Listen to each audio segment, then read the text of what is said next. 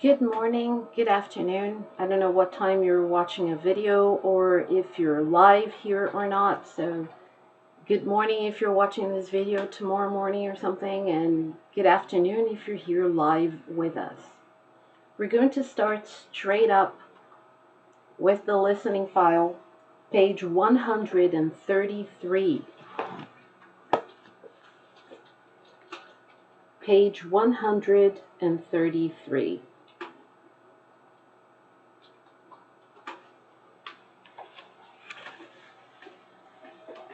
We are still working on chapter 4.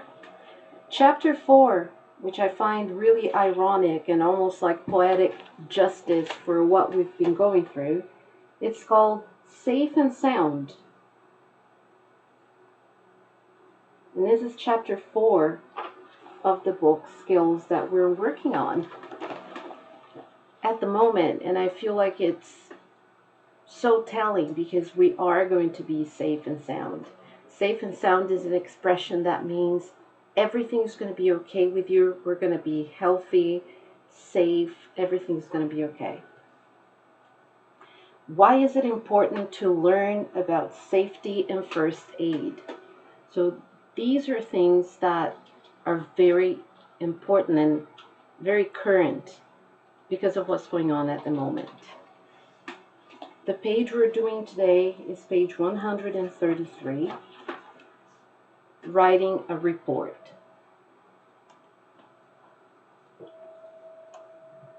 Writing a report.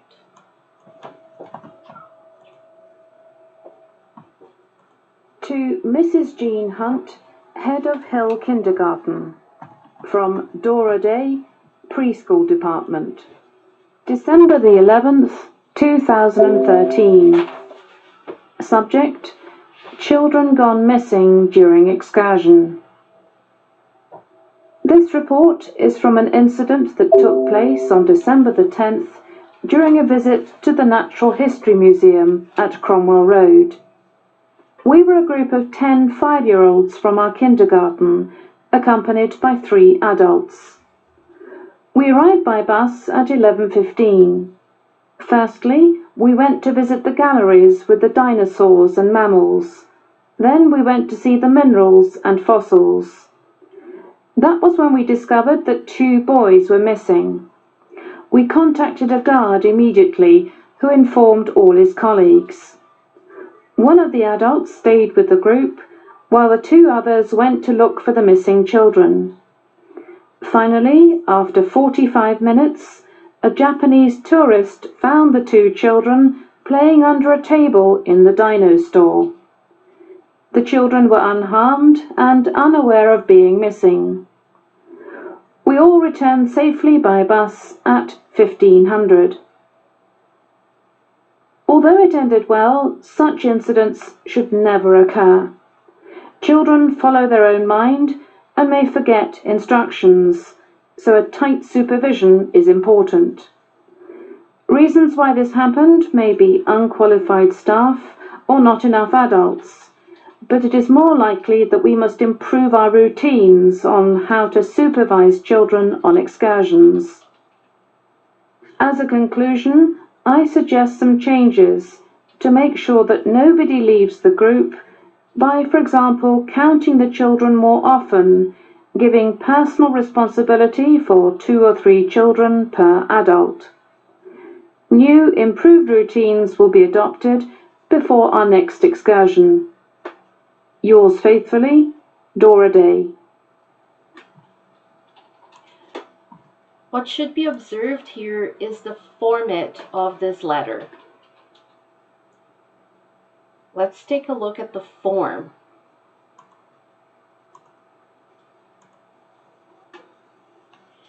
At the very top, who is it for?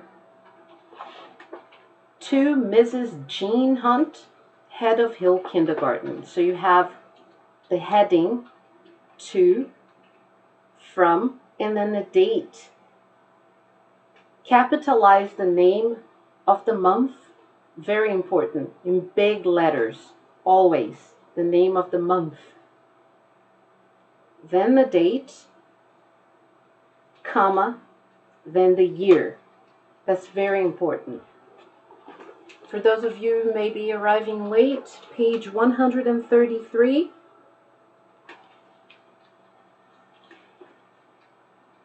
So the format of a letter like this, it's a formal letter to report something that happened. Who is it for? Who is it from? Place and subject. So the subject, children gone missing during excursion. What's an excursion? If you wrote tude, you are right. That's what it is. That's exactly what it is. Tude. So the whole point of this letter is that the children went missing during the excursion. What I'm going to ask of you now is to identify some other things in this text. Page 133. The very first paragraph. Paragraph, Abschnitt, the very first paragraph. It's short and concise. It's an introduction. Why am I writing this? It's an introduction explaining why it's being written. Who, when, where, why. Relevant information. Okay, so let's go through bits. Where did this stuff happen that they're talking about here? Something happened, right? An incident occurred. Something happened. Where did it happen? Right, at the National History Museum. Why? Why were they there? They were there on a field trip. Field trip. Field trip is the same as tude. But not just a regular one, but a school trip for the day, an excursion, a field trip. As a matter of fact, I'm going to start taking notes that I'm going to be writing for you to have for the notes that you will have at the end of this class. And the very first word that I want us to work on, different ways of saying class trip. Field trip is one way to say it. Field trip. Another way to say it, excursion, school excursion. So I'm going to open the Microsoft Word document so I can write everything in my background. And you'll be able to see it.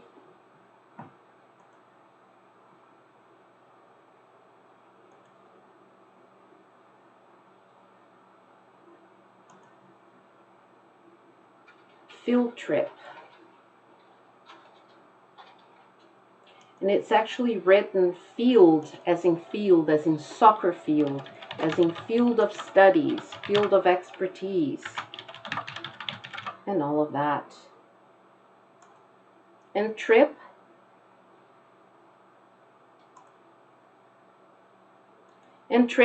as you write the word trip. Let's see, for some reason it's not letting me log in. But I'm going to blow straight past it and keep trying. Let's see. So they were on a field trip. Where was the field trip to? To the museum. When did this happen? And then you have the time frame when it happened. Not exactly in the very first paragraph, but on the second paragraph. Did you find the time when it happened? When did it happen? Yes, it happened at 11:15. And then you will notice that the very first paragraph, it gives general information. It is just an introduction with general information. What happened, who was there, where we went. The second paragraph is more descriptive. It has more information. You have the time when it happened, exactly what time it happened. What else do you have there? What other types of information do you have there? Exactly when they realized the children were missing.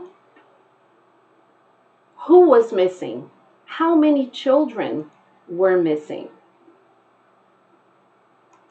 How many children were missing?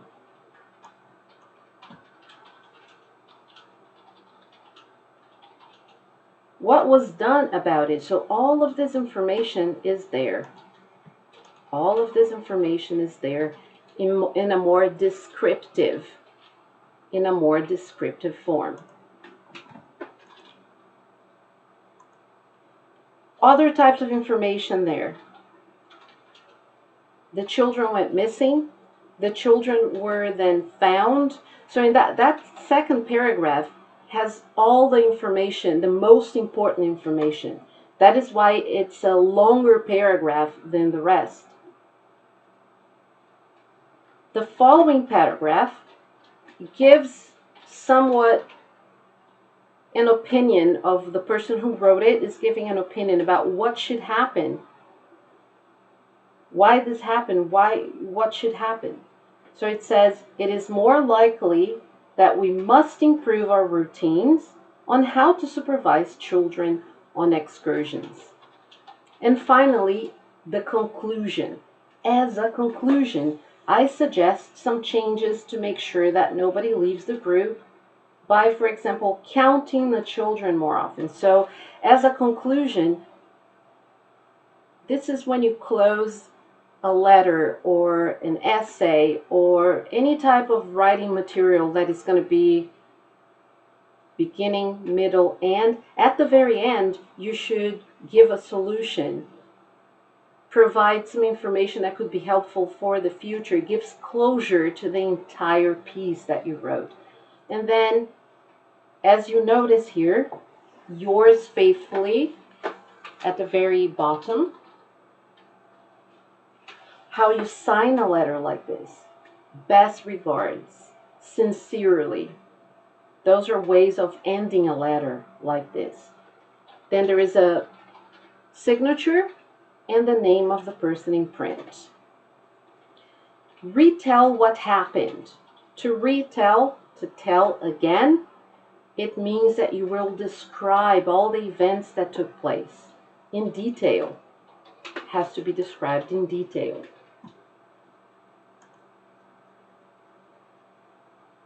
It's very important that everybody pays attention to this type of writing, because most likely when you have an exam in English, you will be asked to write something official, something academic.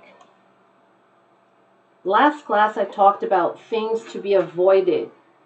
What type of things should be avoided when you're writing an academic paper, a business letter, an official type of letter? No contractions, no slang. Be very careful with how you describe the events. Try to keep your sentences long enough that you give all the information you need, but not too long that people get lost while reading what you wrote.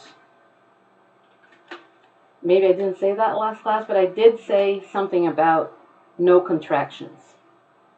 Number 4, add documents. Add factual information like statistics, photos, etc. if relevant. Because this is a report. This is not just a letter, hey, how are you doing? My trip was so great. It isn't. It's a report. You're reporting an event that happened. So when you report an event that happened, you have to give facts. Very important. Evaluate the process and comment on reasons for what happened. And this is exactly what happens here. In what paragraph? Can anybody point it out to me?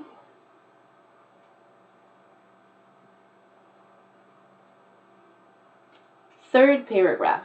It happened on the third paragraph. They gave all the information about what happened. Write a conclusion. In the conclusion, you should suggest improvements or changes in routines, regulation, etc. Sign your report. Sign signera.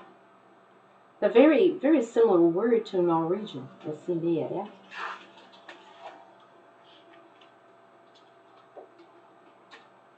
So here I'd like to move on with you guys.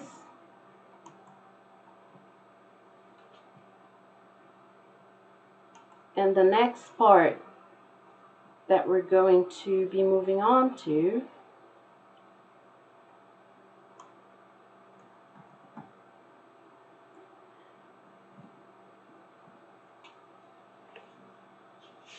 let's see. I want you to go to page 137.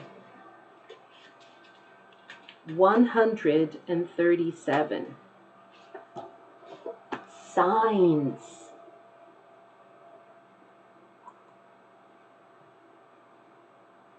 Fact file. There are 4 main groups of signs.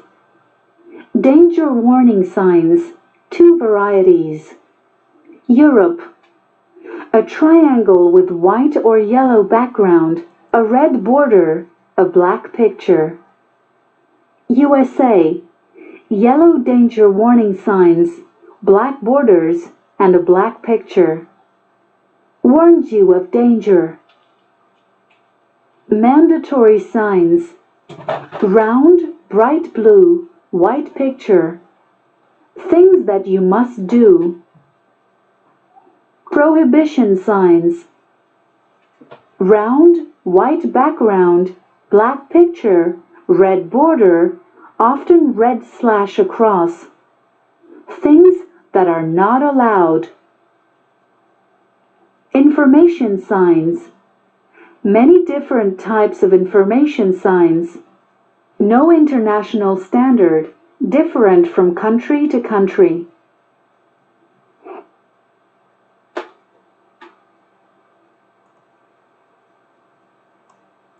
So we're talking about signs.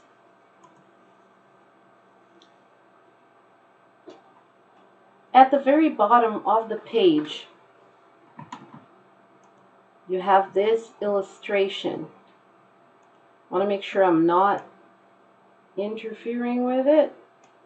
So I'm going to go up here. All right. I want you to tell me, describe for me, where you see the sign for a fire extinguisher.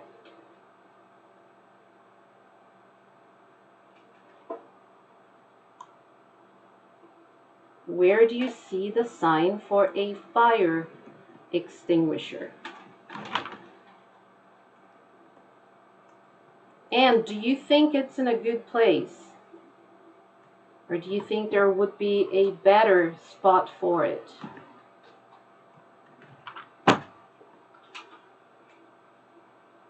The fire extinguisher is right next to or on top of, the sign for the fire extinguisher is on top of the garbage of a rubbish bin.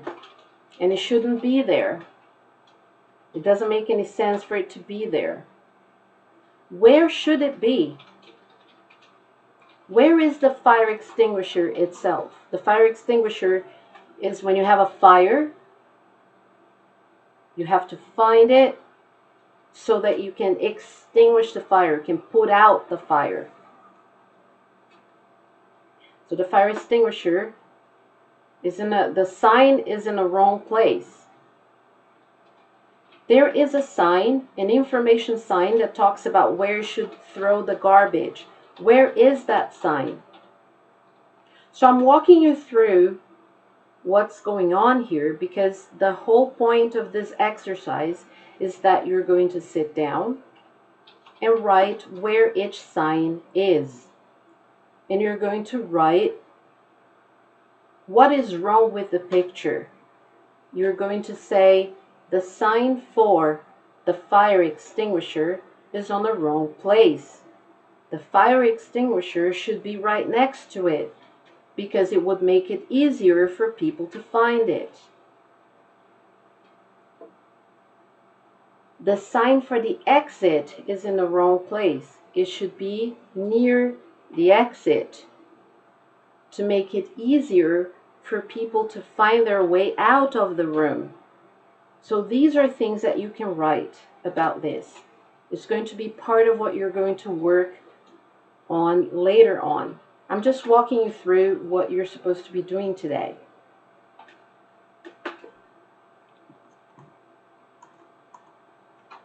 Now I'm going to go back to my spot. I'm going to fix all of this, put this here. I want to write some notes of things that I want you to do, and I want to make sure that everybody's on the same page, that everybody knows what they're supposed to do. So let's get started. Oh, that's way too small for you to see. Let me put it maximum capacity, 72, bold font.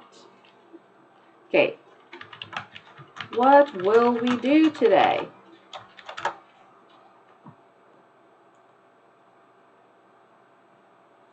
So the first thing that you will do,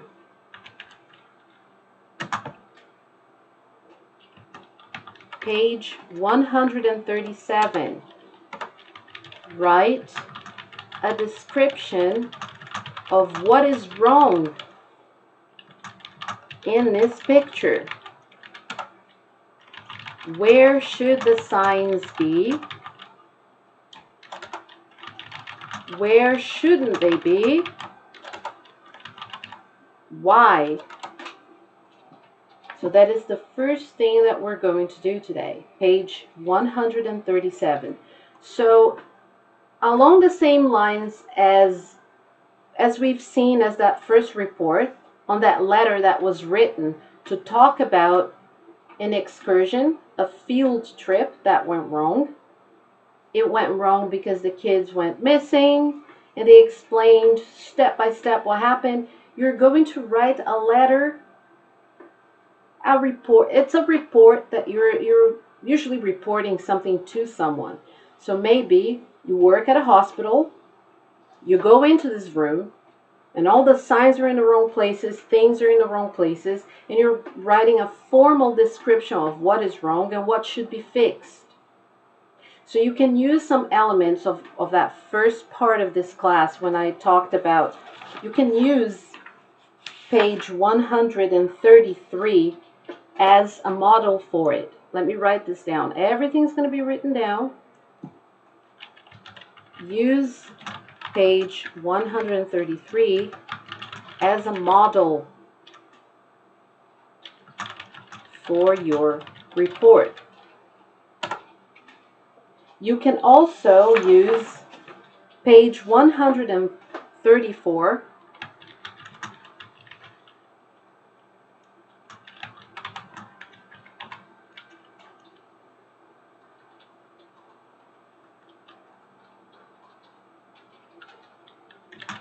exercise 4.11. You can also use that.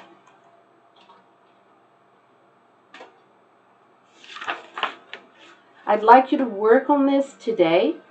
It's very important that you work on this today because you also have your, I'm not giving you too much to do on this book today, and it's because you have an extension. I'm giving you an extension on that writing task that you were supposed to do. It was supposed to be handed in today, the inleveringsoppgave. It was supposed to be handed in today, but I'm giving you an extension. I'm giving you 10 days extension. So you have a week and a half, 10 days to work on that project. So I want you to use some time today. First things first. Do what you're supposed to do. 130, let's go back to what we talked about. Just to make sure that everyone knows what's going on. What will we do today? Page 137. You will sit down, write a description of what is wrong with that picture. That picture, you're going to write a full description of it in the form of a report. Where should the signs be? Where shouldn't they be? Why? Use page 133 as a model for your report. So you're going to go back to that letter that we listened to in the very beginning, and you're going to use the same format. Structure your paragraph. So first you talk about the signs in the wrong place, and you talk about things in the wrong place, why they're in the wrong place, what should be done about this. Right, so you do this. And you can also use page 134. After you've done this, use some of your time to write or revise your essay about online bullying.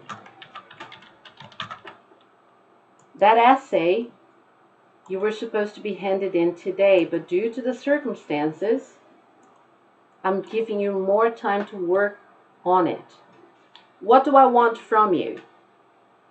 You probably have, and most of you have, started to write it. I want you to send me whatever you have. Even if it's half complete, if you only have a couple of paragraphs, if it's not that great, send me whatever you have so that I can look at it. And then keep working on them to make it better. Keep working on your essay to make it better. I want you to have more time to work on it because of everything that happened. You haven't really had a lot of guidance from schoolwork. You really haven't had a lot of guidance. I'm doing what I can, but I'm all the way here. I'm doing what I can, but I'm all the way here. And we haven't had a lot of time to work on this. So I want you to work on this. The essay about online bullying. You have, okay, so you already have the first part. Okay, let me write this down in case you have forgotten. I was talking to Joanna the other day, and she wasn't clear on what was supposed to be done. So I'm thinking more people maybe are kind of confused on what you're supposed to do. So the first paragraph of the essay was done on the blackboard at school by the teacher with the students in cooperation. So we all wrote that first paragraph. I wrote some lines, and then I asked you guys to give me some ideas. It was a story that we began together. So that first part of the essay will be the same for everybody. Will be the same for everybody. What you're meant to do, the following paragraphs will be created by you and will be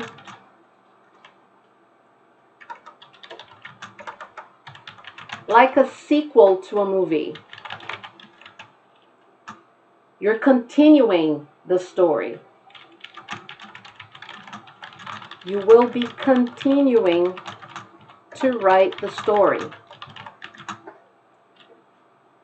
You will also give more examples of online bullying. Give more examples of online bullying. Explain why you think it is detrimental to a person's life. Detrimental, very bad, horrible, not good at all, awful, detrimental. And it's a word that kind of sounds like it's bad, doesn't it? Detrimental. It sounds bad and it is bad. So why is online bullying detrimental to a person's life? Give more examples. So I'll give you some ideas. You can talk about someone posting a picture on social media and being bullied about it. Maybe the person has been fat shamed, slut shamed, or made fun of for any reason. So you are going to give more stories, more examples. I think when we started to write this in class, the story was about playing video games online, which is one topic. You can choose. I'm just giving you some ideas. You can choose to just write about that and go on and on about that, because you have lots of other situations. For example, you can say, oh, my friend Vega used to play games online and he got into a very horrible argument with somebody and they went to his house. They had to call the police. His parents got involved, and it was really, you can tell a story that you know. You can create something and just talk about that. Or you can give various examples. You can talk about, for instance, you can write about someone who went live on Instagram and they were dancing in their bedroom. They were live on Instagram, they were dancing in their bedroom, and all of a sudden their mom came in and hit them with a sandal, and they were completely embarrassed, and they didn't want to go back to school because everyone had seen that, and they were bullied about that incident. I think I saw this video a month ago, somebody that actually did that. So the internet is a large source of stories for you to write about. So online bullying is a very broad topic, and you can expand what we already started, or you can take it from there and give different ideas. So you have a lot of time to work on this today. So just recapitulating, going back to the whole thing.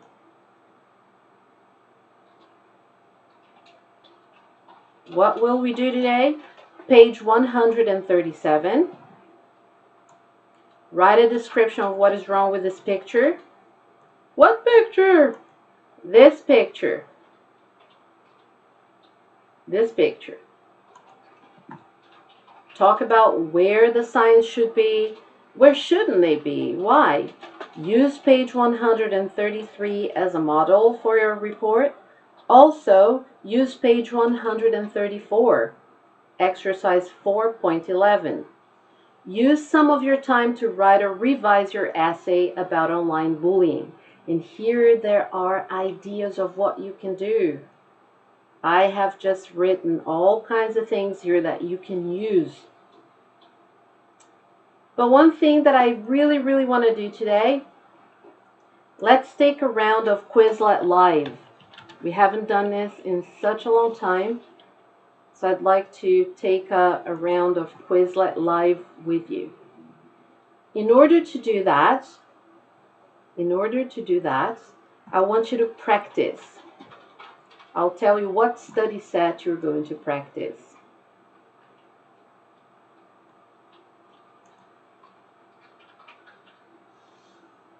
The study set is called Selbo High School VG1 English, pages 100, 101. And the words are gossip,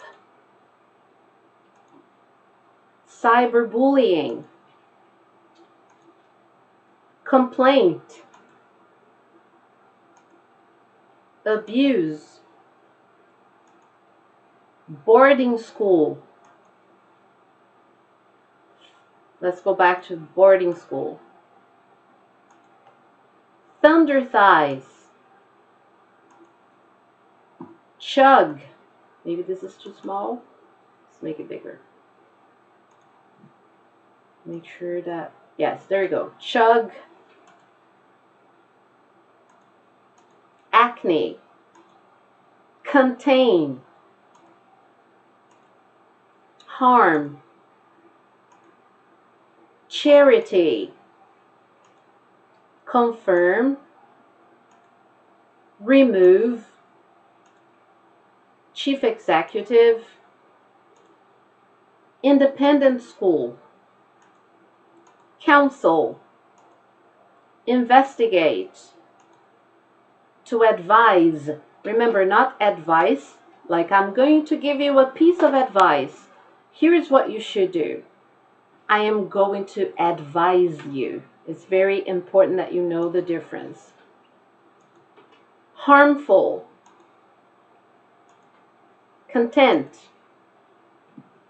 Okay, so now I'm going to write in the chat box, both on Facebook and YouTube, the number of the code for us to do Quizlet Live. Right about now, I should be writing the code for you. And this is the study set. Selbo High School VG1 English pages 100 and 101. Okay, so everybody sign in to the code.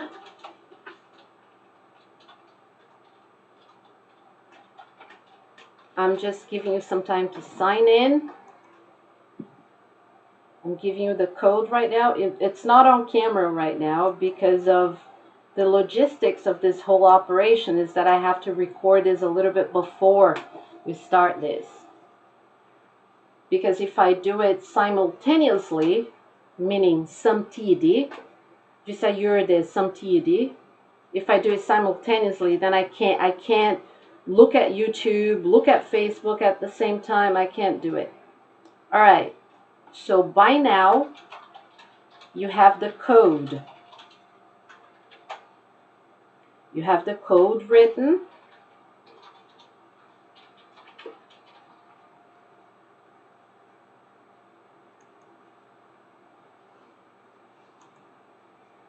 And the only reason why I'm doing this on camera right now is just for the time to pass to make sure that everybody has the code. Because like I said, I can't have an overview of everything that's going on if I do this live. I need to do it a few minutes or almost an hour before so that you can have this. So the code, everybody sign into the code, and the game has already started. So you can leave this video right now and just enjoy Quizlet Live.